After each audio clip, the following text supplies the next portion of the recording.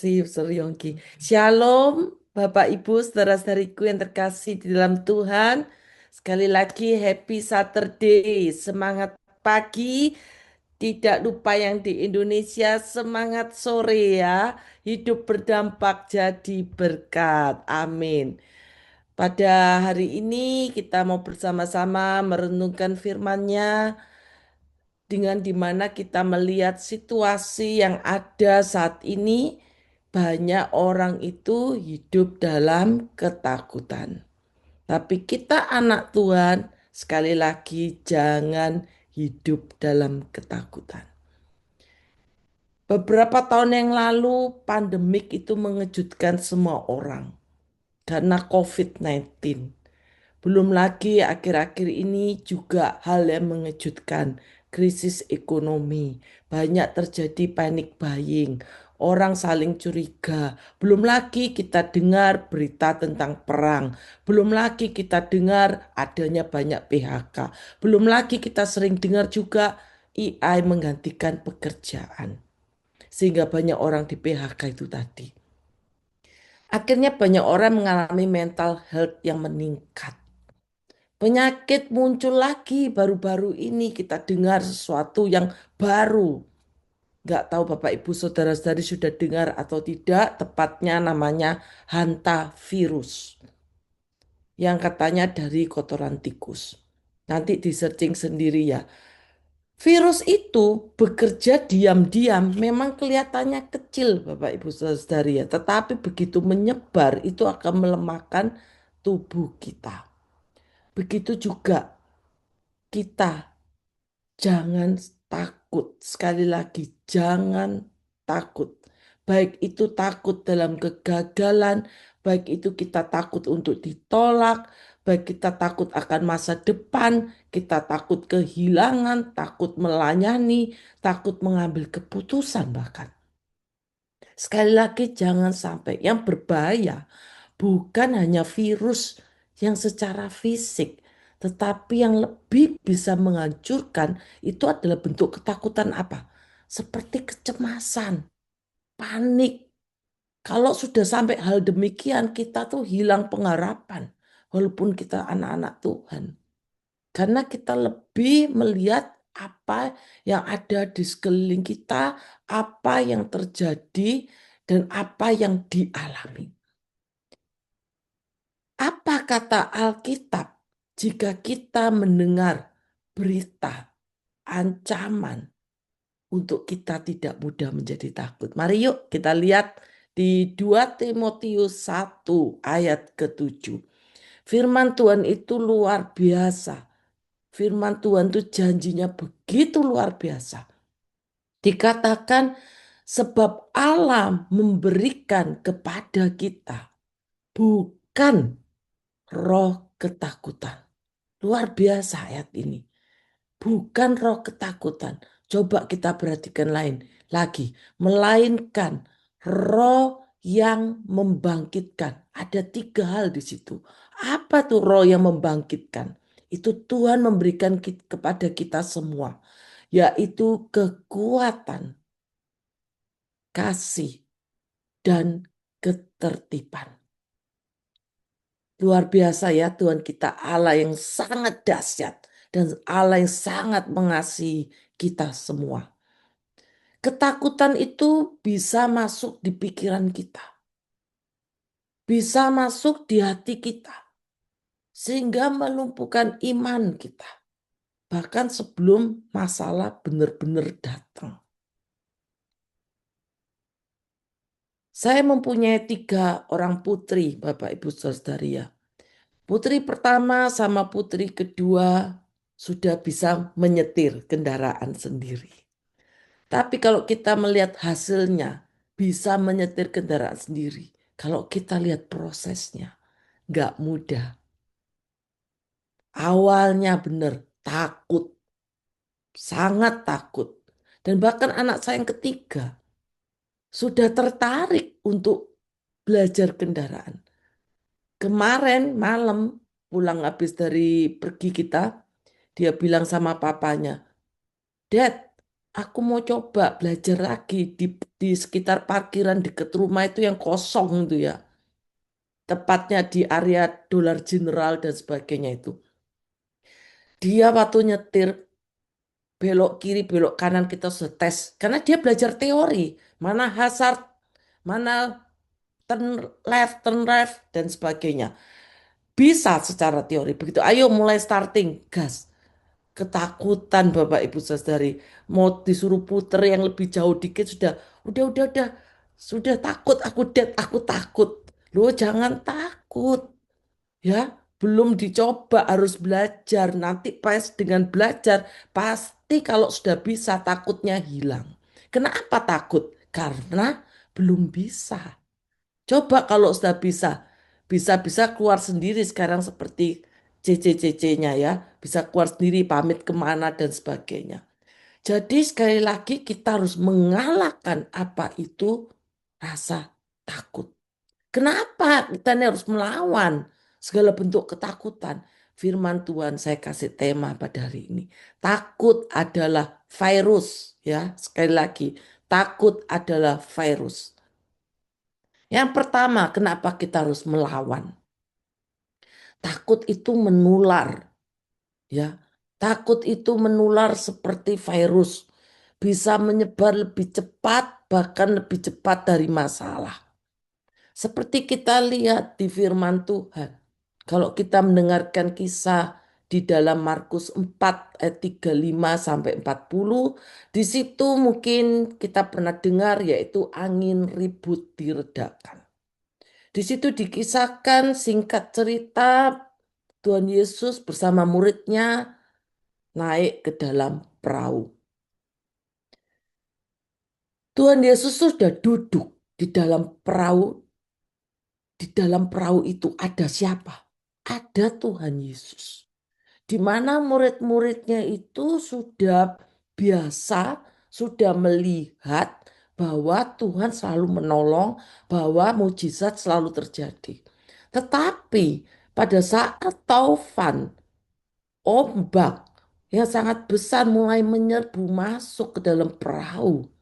Dan perahu itu penuh mulai dengan air. Mereka bingung. Bahkan sempat berkata, Guru, engkau tidak peduli kalau kita binasa. Padahal kita tahu ada Tuhan Yesus di situ. Tidak mungkin sampai binasa. Akhirnya Tuhan Yesus bangun, menghardik danau tersebut sehingga diam dan tenang. Sampai Tuhan Yesus berkata di ayat yang ke-40. Lalu ia berkata kepada mereka, "Mengapa kamu begitu takut? Mengapa kamu tidak percaya?" Sekali lagi, Yesus ada di dalam perahu. Pertanyaannya, Yesus ada di mana? Di dalam hidup kita atau tidak kita undang? Kita harus senantiasa mengundang Tuhan Yesus ada dalam hidup kita, hadir dalam hidup kita, menyertai kita. Kalau Tuhan Yesus ada dan kita selalu memerlukannya, Tuhan Yesus ada bersama dengan kita. Seperti dikatakan Mazmur 91, dalam perlindungan Tuhan. Badai belum menghancurkan, tetapi ketakutan sudah lebih dahulu menguasai murid-murid daripada Tuhan Yesus. Jika kita takut, itu artinya kita tidak percaya kepadanya. Sering orang Kristen percaya kepada Tuhan. Tapi begitu menghadapi masalah, rasa takut dan sebagainya, maka masalah itu mengalahkan. Akhirnya takutnya lebih cepat. Kenapa? Karena udah takut duluan. Jadi masalah nggak jadi menang. Kalah akhirnya. Jadi sekali lagi ketakutan itu juga sering membuat orang salah mengambil keputusan.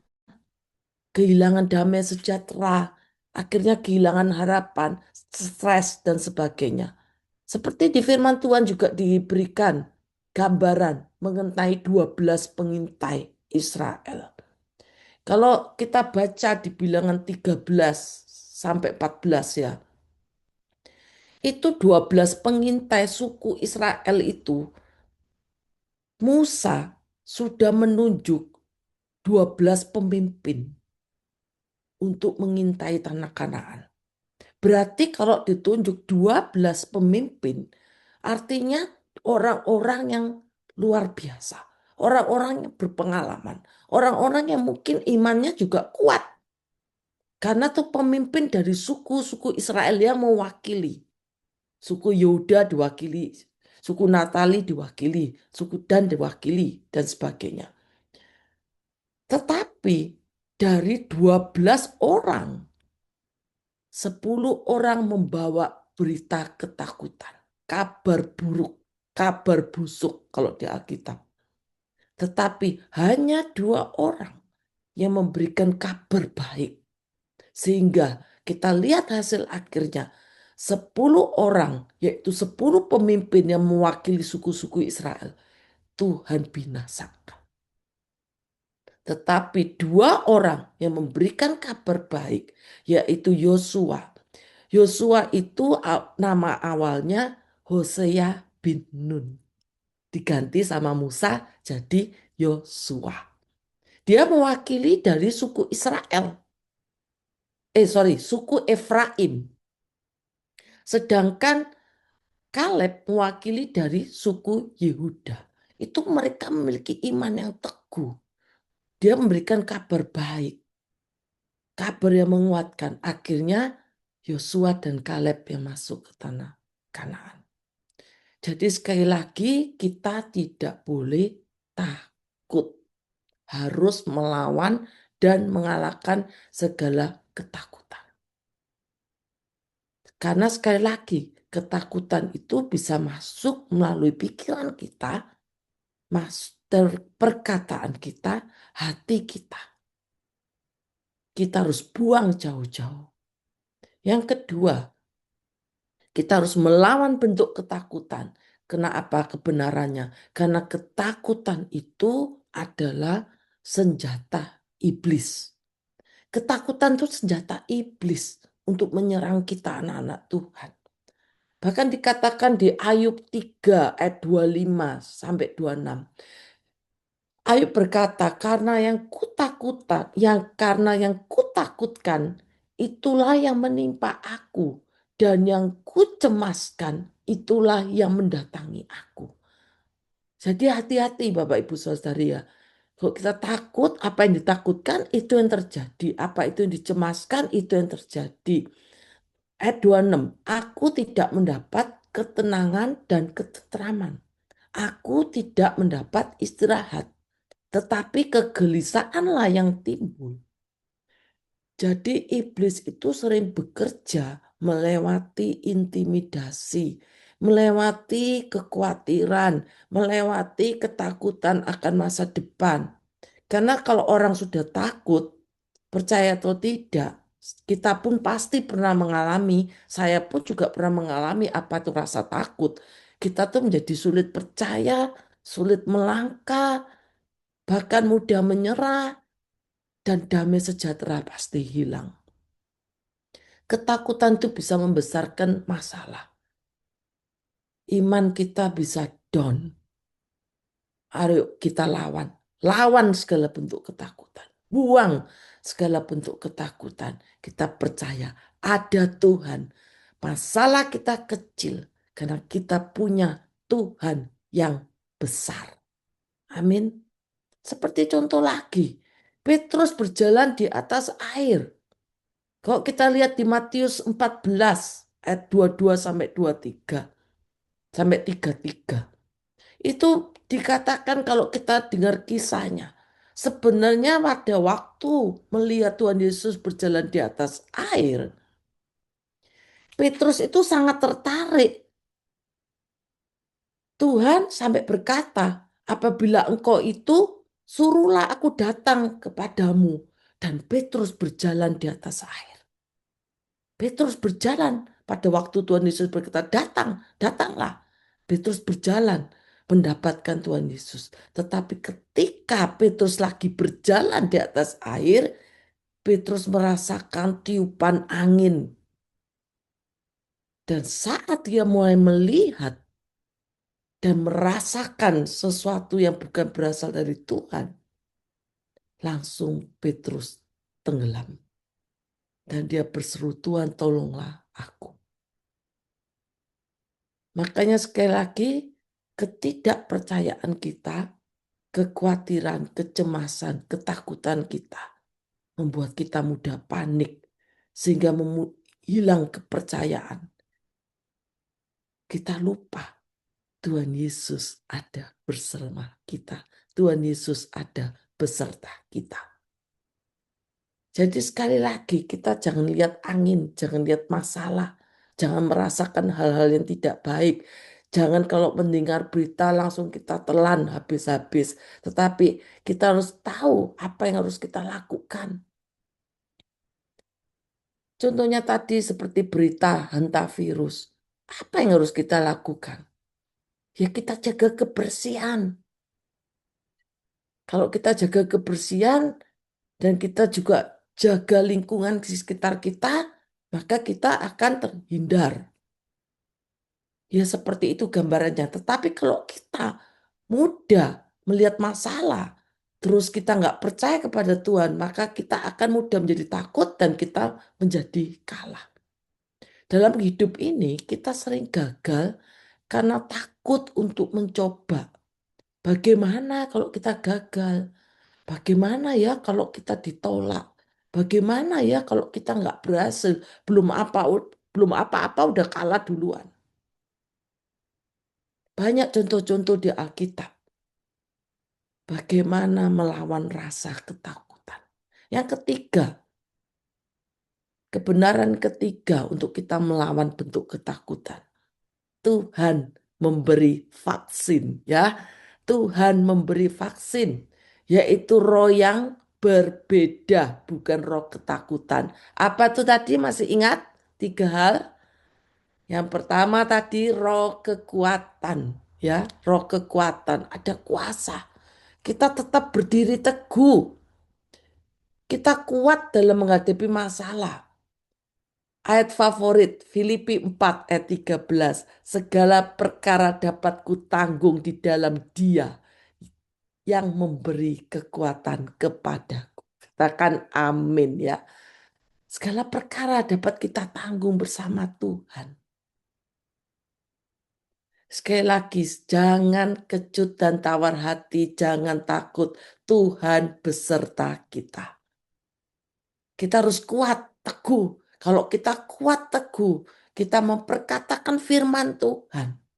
Perkataan firman Tuhan itu menghidupkan kita. Sehingga apa yang kita takutkan, percaya bersama Tuhan ada jalan keluar.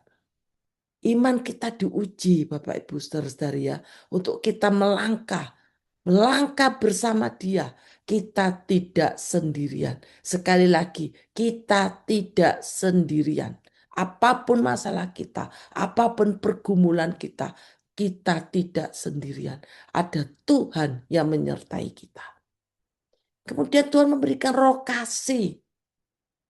Ketakutan itu sering membuat orang menjadi egois.